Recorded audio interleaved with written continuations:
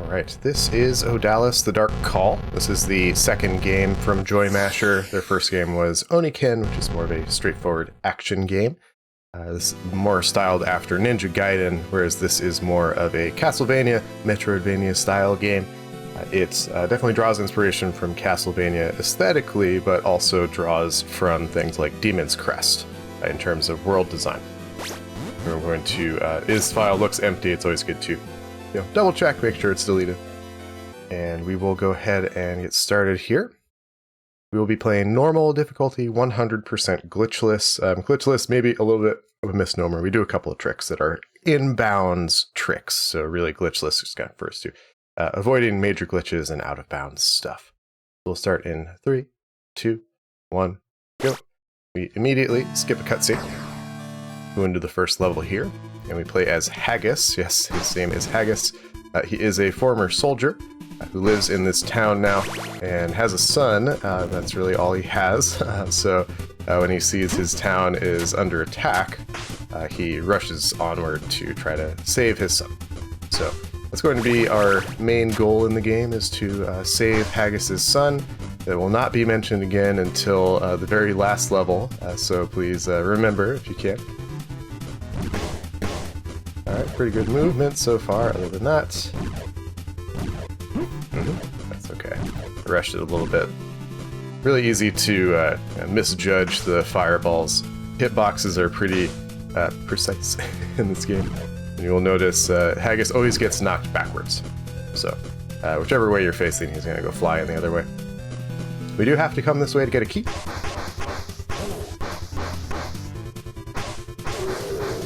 I didn't really want to take the damage there. I tried to do, if needed, some damage boosts down below, so I didn't want to take a risk. Oh, it's not usually the way I go, but okay. So this whole level is all on fire, of course, so your goal is to just kind of move through, get to the end, and fight the boss. Every level has a secret exit, but we're going to skip the one here for now because we can't reach it. So this is the town's leader, who becomes this horrible monster, who we're going to hopefully get a quick kill on. Perfect. You notice they did a jumping attack there, and I did that on that big guard earlier as well. The normal sword hit is fairly slow. I'll do an example of that in this level in a minute. But doing the jumping lets you kind of trigger a jump so that you can get your next attack out a little bit faster.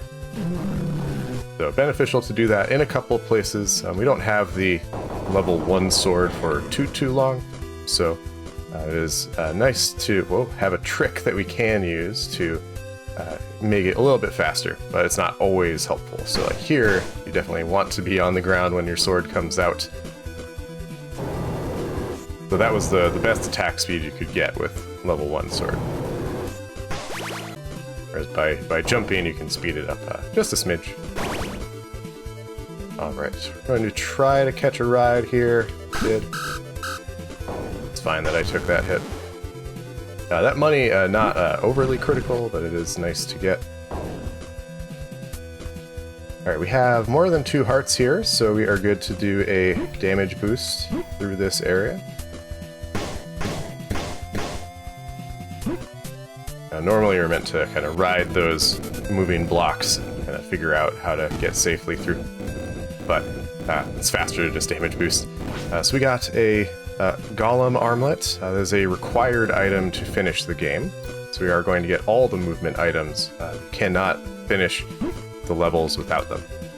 However, the optional upgrades like hearts, we will get 100%, and we will also get bag upgrades. You can see a bag at the bottom left of the screen that tells me how many sub-weapons I can carry. Currently limited to 10.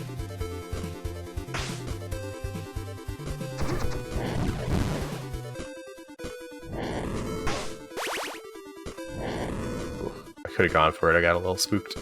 Alright, so here what I'm doing is throwing torches at statues. You might be wondering why would you do that, Verts?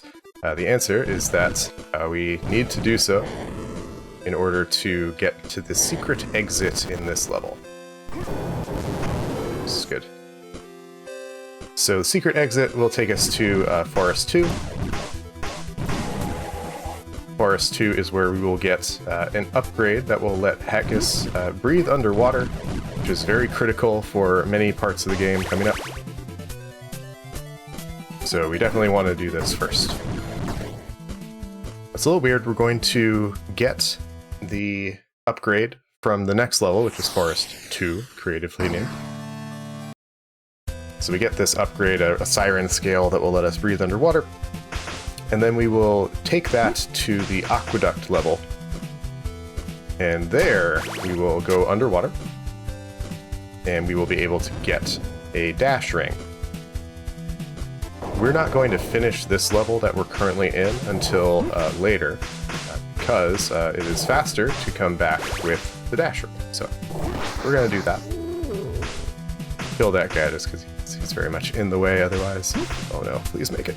Okay. A little bit of sloppy movement there, but we got our ride. These things are on global cycle, I think, once you enter a level. Okay. Didn't clear the blocks the way I intended, but we got through. Yikes, that's less good. There we go. But I like this little bit of movement.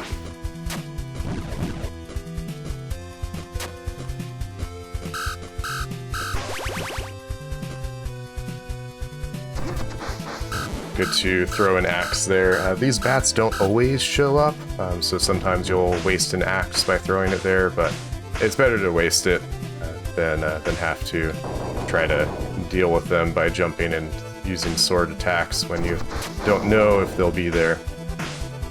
Nice. So you notice I kind of got warped up to the top of that platform.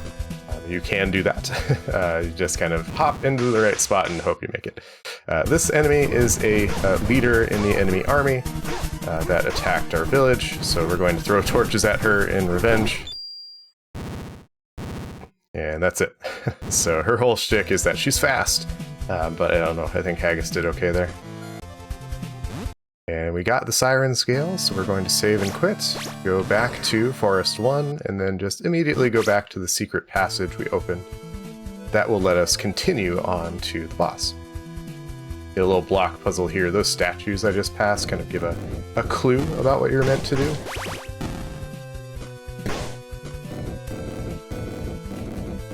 There you go, 2, 1, 3. A couple of little puzzles like this in the game. They're not overly numerous, but they're fine.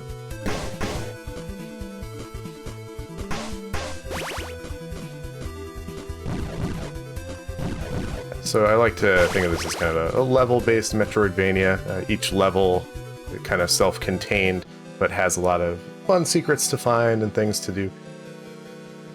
This guy, another leader in the enemy army, he rides this giant green dog.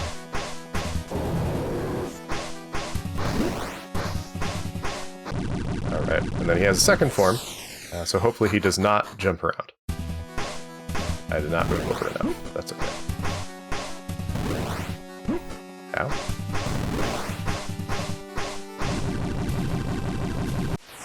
Better to just kind of crouch and be under his attacks. He was kind of a jerk there. He likes to hop around like a cricket. You can try to avoid that by pausing just a tiny bit right before he starts attacking, and hopefully getting in the right position that will trigger him to kind of do his laser beam at you. But it's not guaranteed that you will get it. That was not expected and kind of unfortunate. It is okay that we took damage there. We do want to do a damage boost here. That jump is hard. You have to jump right at the end of that in order to get a good position. So sometimes just don't worry about it. Alright, activate that checkpoint because we're going to death warp after we do this section. This is why we needed the siren scale. You do need it to finish the game as well, but more importantly, we needed it to come here to be able to get the dash ring upgrade. which is along this path here. I'm gonna let this guy hit me. And now I only have half a heart, which is fine, because this will take me out.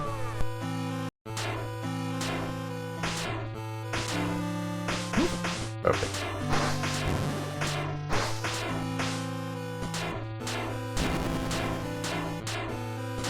Okay, jumped a little bit early there, that's okay. Can't jump over that one, unfortunately.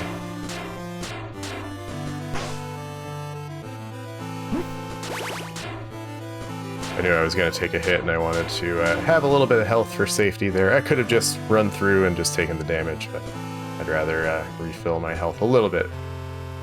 So. This is kind of an auto-scroller, but it's, I think of it more as an escort mission, where we do have to travel through this room with this boat. I learned just the other day that you can just kind of send the boat to the end, and you can pick up your ride later because the boat gets attached to this like pulley system when you finish this area, and so you can just kind of send the boat, wait for it to get to the very end, hit a switch at the beginning, which will let you pull the boat back along that conveyor belt, or pulley system rather, and then you can just ride the boat that way to get to the end. You can do that. It is very slow to do though, so no reason to do it. Okay, I don't know what happened there. I think I pressed the... Yeah, if you press attack and jump at the quote at the same time, but attack is just a little bit slower,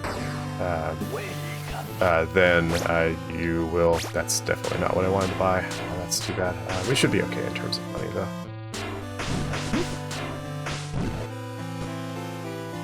I wanted to buy health there. I bought torches by mistake. We will maybe be a little bit tight for money, but we'll find a way to make it work. Not too concerned.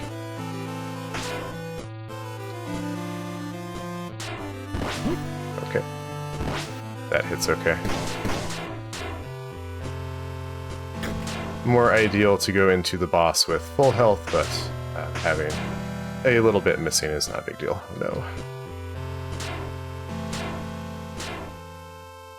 The jumping in this is a little bit weird. Also, you're going to get used to this sound. You hear it a lot.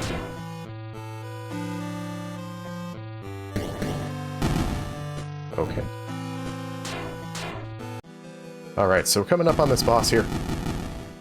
We're going to be throwing 4 lances at him. And then hitting him down below, because he's going to travel across the top here. So we got 1 lance, 2 lances, 4 lances. That's pretty good. Should be fine here, so we're going to do a torch. And a torch. And a couple of sword hits, and that's it. That's pretty good. And now we move to the Devil's Peak. This is where the game really becomes tricky. And if I were going for more of like PB attempt area, I would damage boost through all 3 of those ice guys who throw rocks. But for the sake of marathon safety, I won't. So, okay. We're going to move through here. Okay. The shtick with this is that we need to activate 4 of those switches.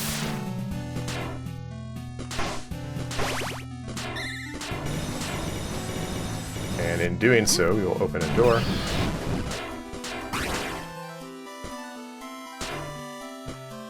And this is required. You do have to open the door. However, you can also get an optional upgrade here. So we got 1 optional thing, which was the bag, which lets us hold more sub-weapons. Nice little touch, the bag does change physically down at the bottom. It used to be a much smaller bag, so now it's slightly bigger. So a nice little progression there. We also get the Harpy Boots here. Harpy Boots let you double jump. Like any good Metroidvania, we get movement tech.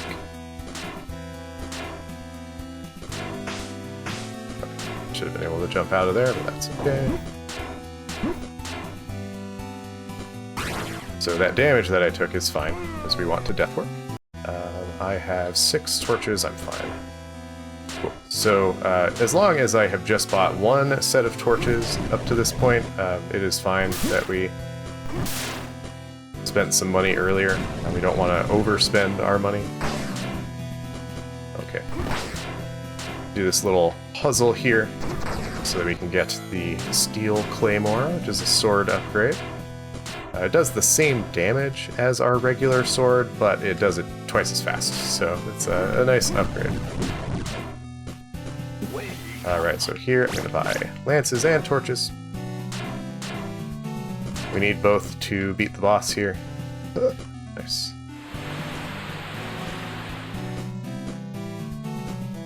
So here there is both ice physics and wind physics. So we get kind of the best of both worlds here.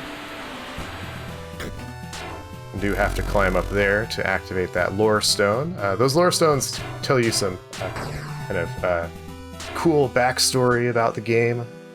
Very mysterious. I like this boss's design, just three giant faces. So it can't move yet, but we can throw lances at it, so we do.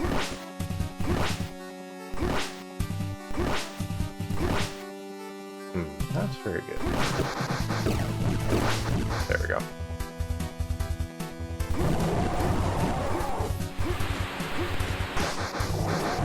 Do that sword hit just to be sure. Oh, I jumped way too soon. That's too bad. Alright, so with that, we have opened the way to the final level. However, we actually can't access anything in the final level. There's a barrier there that stops you from moving forward. So what you're meant to do is kind of finish the 4 core levels in the game, which is the town, forest 1, aqueducts, and the Devil's Peak. And then once you've done that, you're supposed to go to the final level, realize, well, I can't actually do anything here, so what am I supposed to do? Then you go back and you explore the other levels, you find a bunch of cool upgrades, realize you can fight a bunch more bosses, and you can complete the game once you finish all levels and get all of the Odallus shards. The Odallus shards are the kind of stones I've been picking up when I defeat the bosses. Now I say you have to finish all the levels. That's true in glitchless runs. In glitched modes, instead, what you can do is duplicate the shards.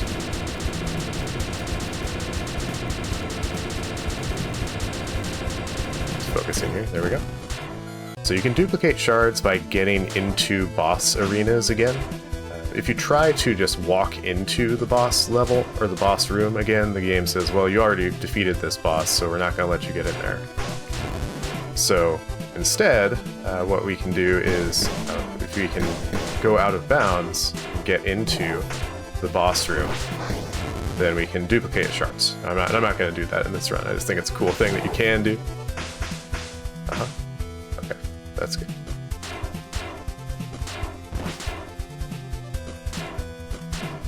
Alright, so this vendor is kind of an interesting system. He will sell you things, and every time you see him, he has different stuff, and it's consistent within each location. Like that shop I just stopped at always has the inventory that it has, so I know I can buy some lances from him to get kind of restocked after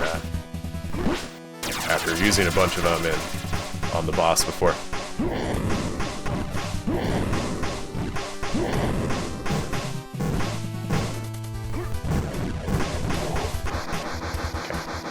That was alright. He was a little bit of a jerk. Ideally, he just stands there. He will sometimes just decide, I'm just going to stand here and summon a bunch of zombies. And if he does that, you're in good shape. My PB before, he definitely did that.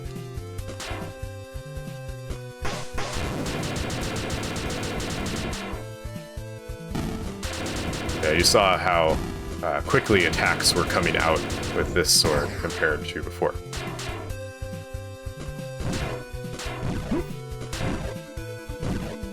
Alright, so this is, again, Dark Forest 1, where we were here before, but we didn't come this way. So we're coming this way to get all the secret goodies that we might need.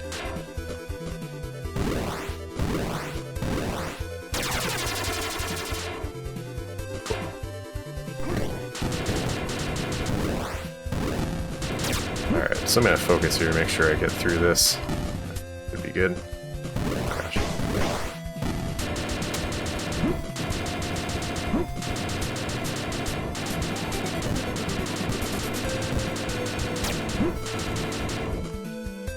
So I jumped there because I didn't want to take a second hit, because I would have died, but I didn't want to kind of like wait in a safe spot, because that's slower, of course. A couple more secrets here. One here. Another lore stone. Okay. Okay. Yeah, very precise things sometimes. Ooh, okay. That was a little close, but we made it. Alright, so that's all the stuff from that level. Now, there are a bunch of secrets in the town. We didn't get any of them before, so we're going to get them all now.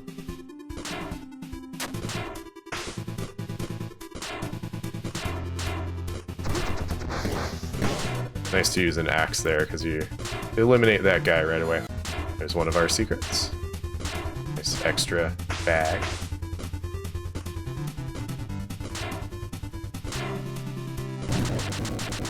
Second secret is this heart. Get a bit more health before we go into some more challenging levels. And then we drop down here for a secret exit.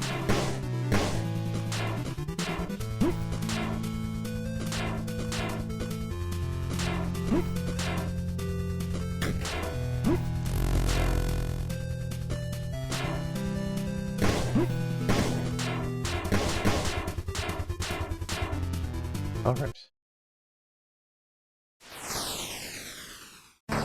So now we go to the underground temple. I like this level a lot. I think there's a lot of cool things in it. We might accidentally trigger a glitch here that will infinitely spawn some sprites. And if it happens, it happens. It's kind of unfortunate if it does. Just more annoying than anything. Those are the spores that I was talking about. Or the sprites, rather, that I was talking about, those, like, poison spores.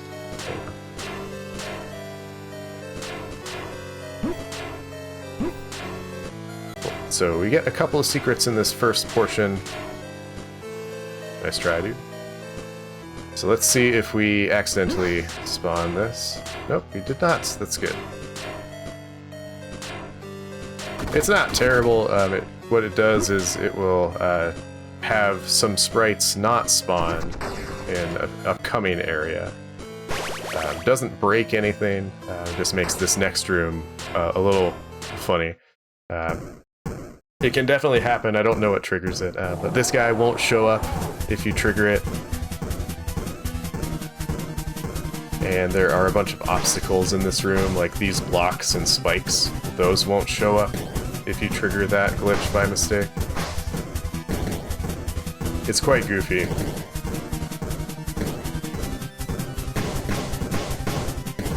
I think previous runners figured out how to trigger it consistently, but I have no idea.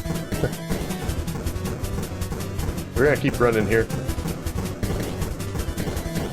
And by running, I mean walking at normal speed.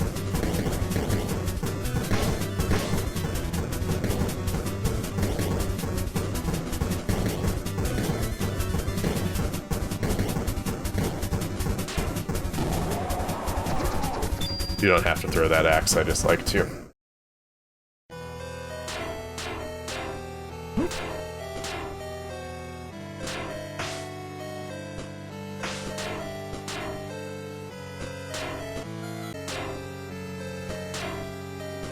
No.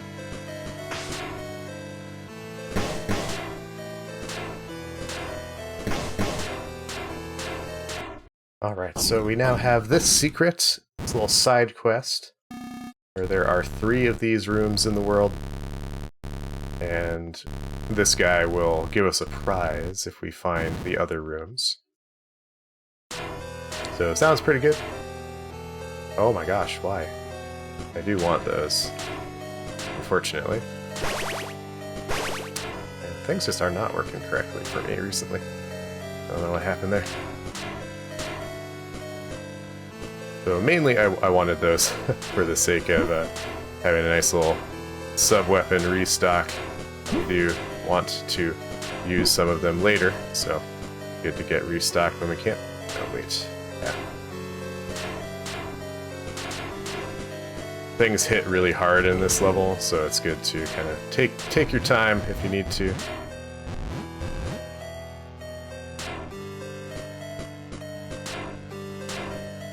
Be thoughtful about your damage boosts.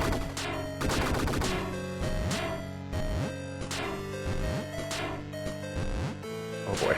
Whew.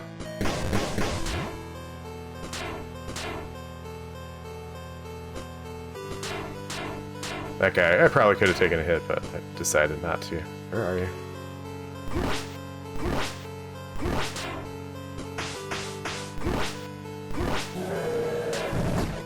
Cool. So that guy, not the mini-boss here.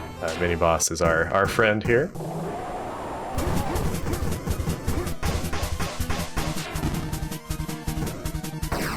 Should be in a pretty good spot here. Yeah.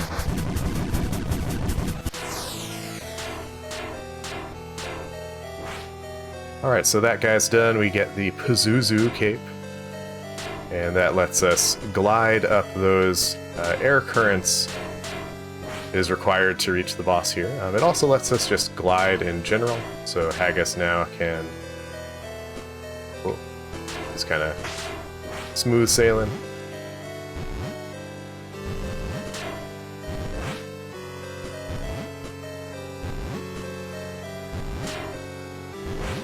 Alright, so as we navigate this area, there are various different rooms in this area. However, they don't actually have official secrets, so we just ignore them. This vendor does not sell lances, which is really what he needs to sell for our purposes, so we just ignore him.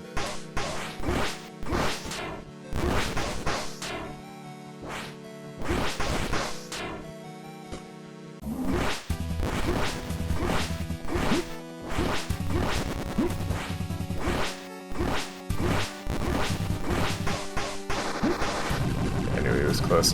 Definitely not my finest fight there, but it's fine.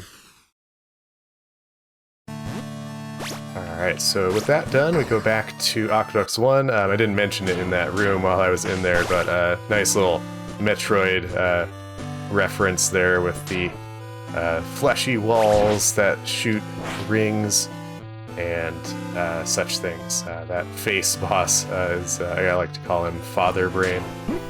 Okay, that damage is fine. About to get a health upgrade. We could have gotten this the first time through, but it's a little faster to just do it now, because we can just glide over the whole thing.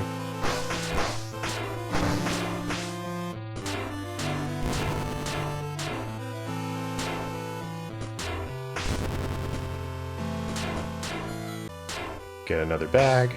Getting close to the last of those. Oh boy.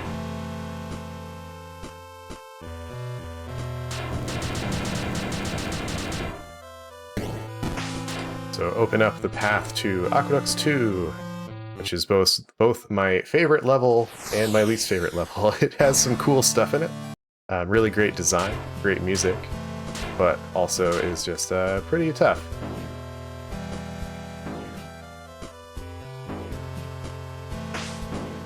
So I want you to remember this guy.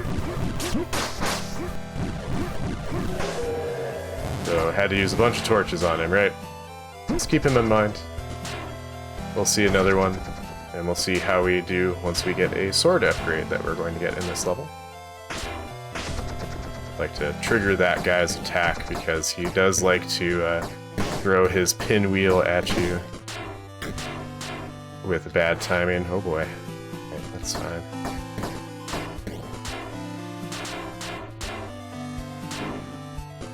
Nice.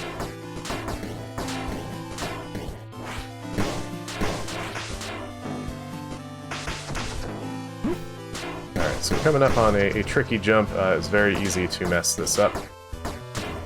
Like so. Yeah, so a good example of what can happen in a marathon. So unfortunately, even though I was on PB pace, it's probably dead at this point.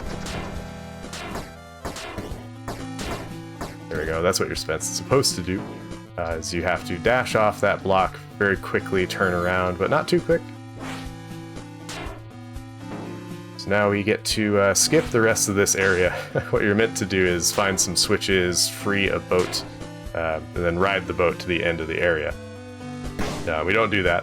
Instead, we just glide to the end.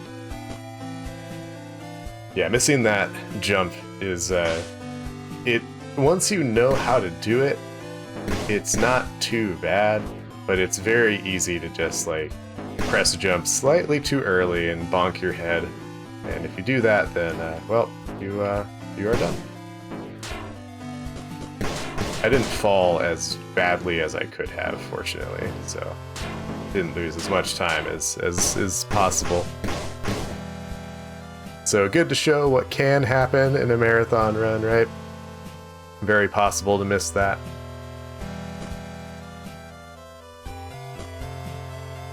There is exactly one way to get to that sword, so you do have to figure out how to do it. And then here, you might be tempted, there's a really long boat ride here, you might be tempted to go to the end of this area and just kind of float all the way. But if you do that, you will be sad because you will get teleported back to the beginning. If you fall off the boat at all, the game is like, well, you get to do this again. So have fun. Yes, come with me, boat. That's just, that's a weird glitch. I don't know what causes that. But it's funny. Alright, so I do want to keep an eye on my health here because we do want to death warp at the end of this area.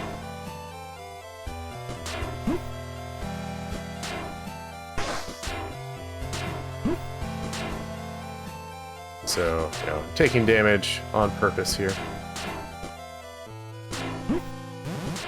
Don't want to take too much. Now it's a little bit risky.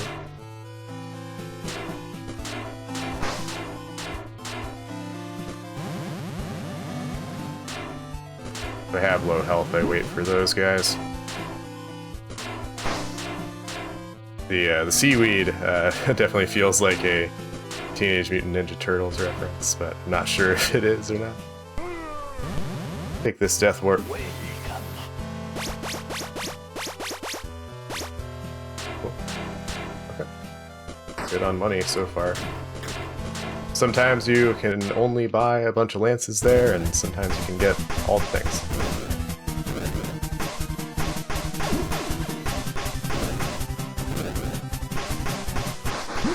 So where he shows up is random, so you just kind of have to react to it.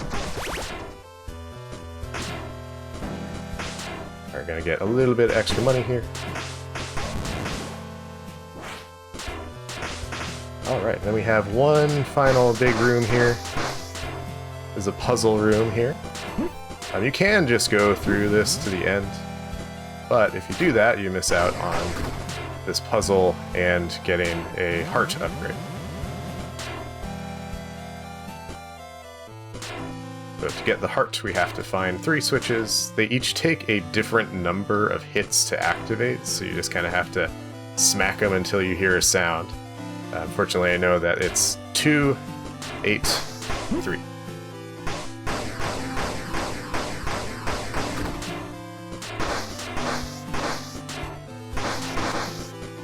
Okay.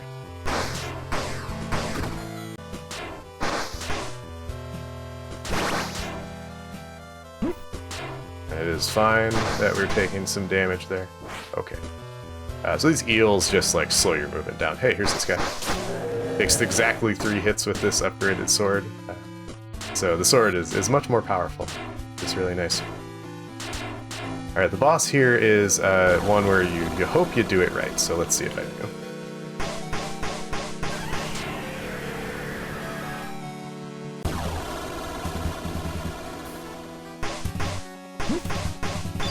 Well, I did it right, except that I didn't press attack with the right rhythm. So we get to wait. This boss is kind of annoying because if you whiff at all, you just will make your life pretty miserable. Yeah, it was exactly one hit off, so pretty unfortunate to whiff on that. You lose solid, 15, 20 seconds doing that. Alright, welcome back to Devil's Peak. We actually got all the secrets here except for the secret exit, so that's why we're here.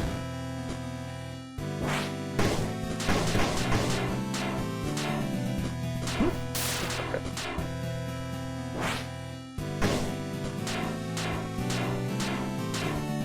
I apologize, I misspoke. We didn't get all the secrets, we missed this one. Couldn't get it before. That's 2 out of 3.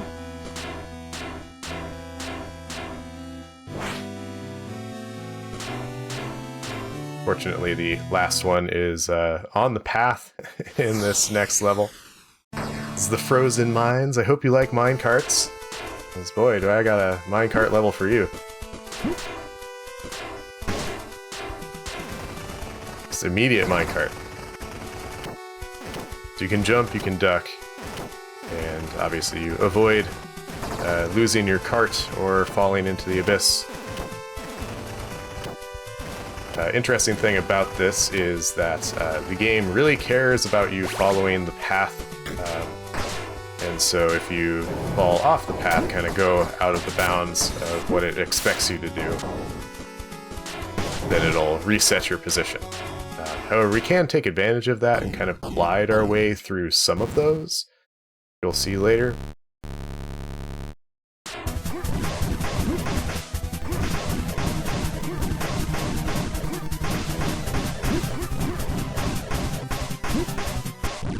Cool. So I throw those torches to force him to jump. It also avoids him hitting me as often. So defeating him gets us this cool blue armor. So the whole reason for that was to be blue. That's it. No, we do it so that we can use charged up items. So if we charge up an attack and release it, we'll use 10 sub-weapons, but with the axe we will do a forward dash that damages enemies. With the torches we will get a fire shield, which we'll use in this level a couple of times. And then with the lances, we get a kind of area attack spell. It's pretty effective at doing multiple hits of damage to a boss in particular. So we'll use that on 2 bosses in this game. You do get, of course, the coolest upgrade, like, right at the end of the game. So...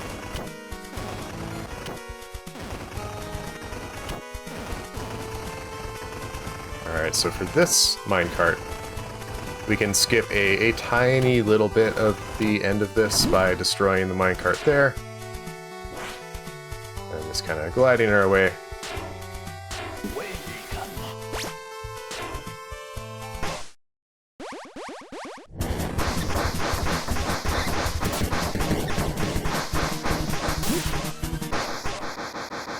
Get a copyright infringement penguin there.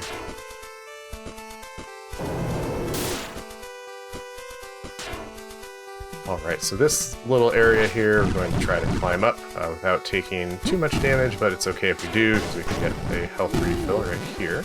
I will take it, because it's pretty common to take some damage here.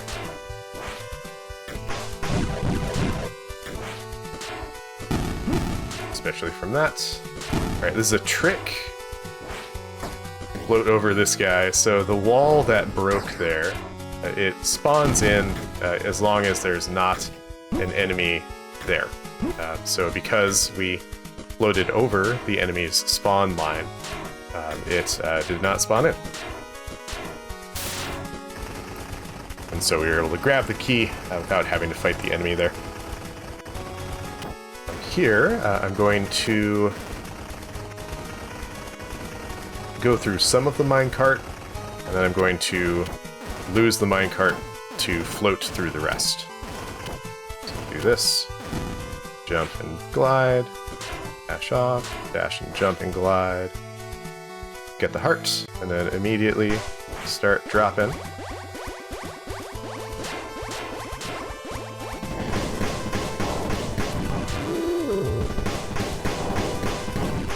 Nice. Oh, actually, that's not what I wanted to do. So I'm just going to reset that. So we want instead to glide through this. So we get that bag, and then we very quickly have to re-grab the glide there.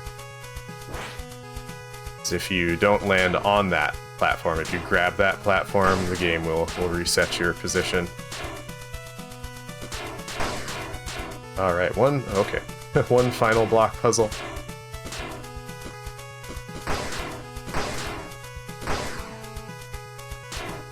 And it's not just a block puzzle, it's a switch puzzle too.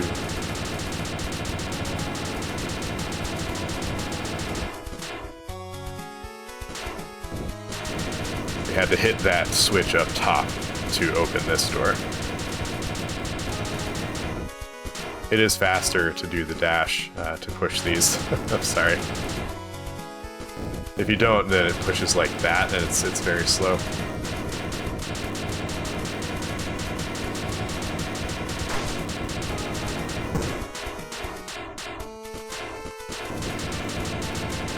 A little hard to gauge when to stop moving to the right there. You need both of these to activate this elevator. You don't have to be fully on it, like that one was not fully there. Alright, so we're going to fight the boss here. It's this thing. However, the actual vulnerable part of the boss is its tongue, basically. Little, for some reason, a like woman on its tongue. That's a little bit weird.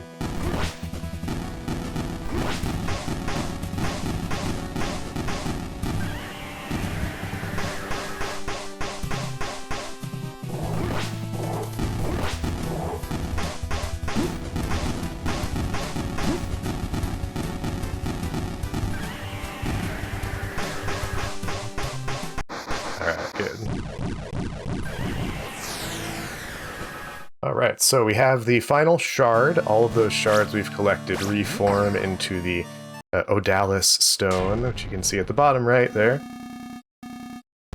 And having done so, the barrier around this castle is gone. So now we can progress. A little gauntlet here.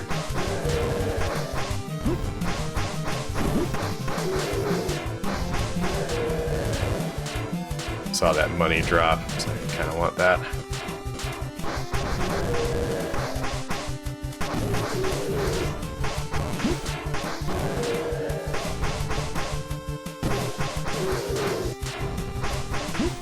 Wow, got his attack out quick. We should be fine as far as the damage goes. Actually, you know what?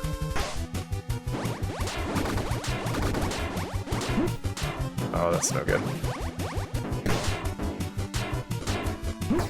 Oh, it does not affect those. Okay, it only works on enemies. That's too bad. Yeah, we're gonna do a death warp then.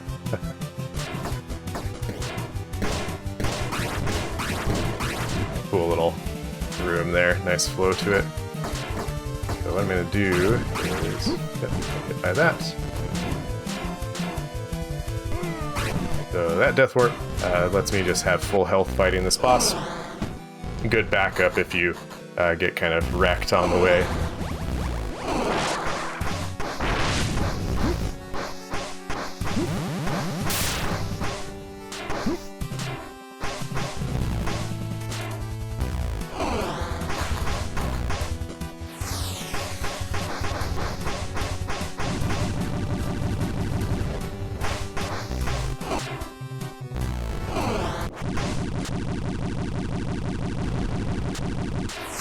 Alright, so that's first enemy down.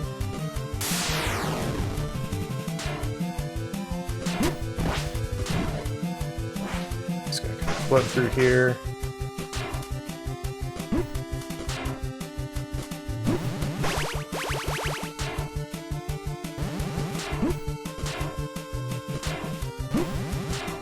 I kind of expect to take some damage there from the seaweed. Come, money. Let's go fight the boss.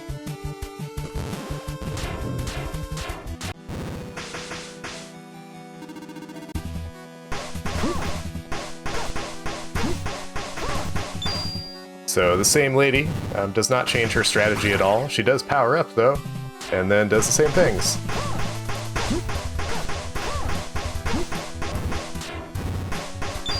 Just get a little special attack there, but we don't worry about it.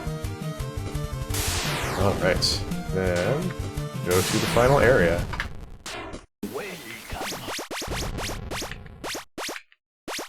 Oh no, that's fine. Thought I pressed right twice to buy the lances, but I bought the torches instead. Hey, remember how we were searching for our son before? This is him, it turns out. He is the leader of this enemy army, kind of reincarnated, if I understood the story correctly, which I hope I did. And so we're going to use all of our charge attacks on him in one hit. Like so. Alright, then we get ready for the final boss. Very important you don't press start too soon on this screen. You can pause. And then if you do that, you soft lock sometimes, so it's a little dangerous. Really great design here. Some interesting designs in the background. So what I'm going to do is I will trigger that special.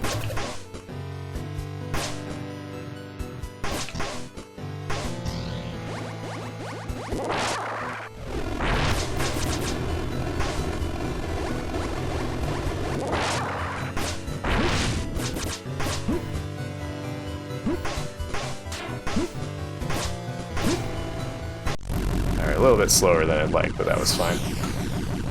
So yeah, you have to damage the crystal, and that is the end of the game now. So it ends right at the end of that flash. So yeah, 20 seconds off my PB, that's pretty good. And definitely far below what the PB, or what the world record was when I started. I like this category a lot. I'm the only person who runs this category. But I enjoy it a lot. I think this game is great. Has a nice flow to the game overall. And so now we say goodbye to our son. We embrace the power of the Odallus. He gets to rule for 1,000 years, but we'll see what Haggis does with that. Spoiler, he decides not to do that. And so it goes. But overall, really fun game. A couple of places that can go bad. If you die too early in some places, then you kind of have to redo a whole section because you meant to death warp at the end of the section, of course. But if you were not careful, you accidentally took damage right before you got the thing you needed and death warped, and that's pretty bad. Yeah, I recommend this game. If you are reviewing this for the purpose of a marathon submission, thank you for watching. Appreciate it. And I hope I get to show this game off. It's one of my favorites. And thanks. I'll let the credits play here. I always like to let the credits go. I never expect a marathon to let me do that, of course. It is fairly long, and the payoff is that there's a single extra scene at the end that kind of shows a very mysterious situation that Haggis finds himself in that hints at something larger than this world we've seen. So pretty cool stuff. But what I'll do is mute my microphone, let that play for the sake of this recording, and then I will get it uploaded and we'll go from there. Thanks again.